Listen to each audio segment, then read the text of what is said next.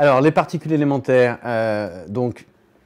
adapté de ce roman assez impressionnant de Michel Houellebecq, qui, même si ça a été écrit, il est sorti je crois en 98,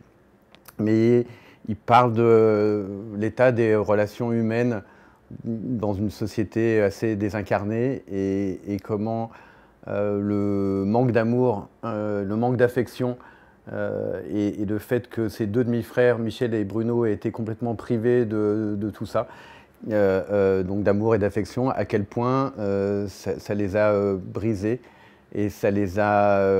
amenés à avoir chacun une vie et d'une tristesse et d'une grande misère affective, et qui s'incarne de deux façons. Chez Michel, en devenant un chercheur de génie, mais qui va s'isoler dans ses travaux et ses recherches, et qui va essayer qui va être obsédé par l'idée de cloner les êtres humains pour qu'ils puissent se reproduire sans rapport, sans contact. Et à l'opposé, Bruno, lui, va devenir une sorte d'obsédé sexuel compulsif et qui va se lancer dans une quête effrénée et complètement éperdue du plaisir et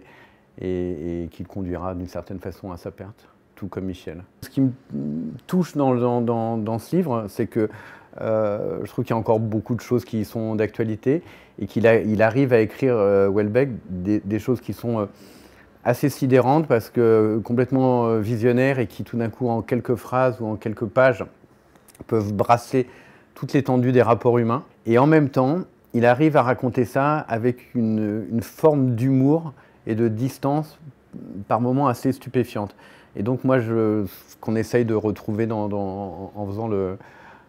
cette adaptation, ce film, c'est de mélanger la sincérité et la vision de Houellebecq et avec des moments, je dirais pas de comédie, mais des moments tout d'un coup d'absurde ou de décalage qui peuvent rendre des situations qui d'une certaine façon sont sinistres ou pathétiques et les rendre complètement anachroniques et en même temps bizarres et du coup drôles d'une certaine façon. En termes d'adaptation cinématographique ou visuelle, je me repose quand même sur un travail d'écriture qui est très fort. Et après, visuellement, j'essaye pas forcément de rajouter de la bizarrerie pour faire bizarre ou pour faire étrange, mais en tout cas donner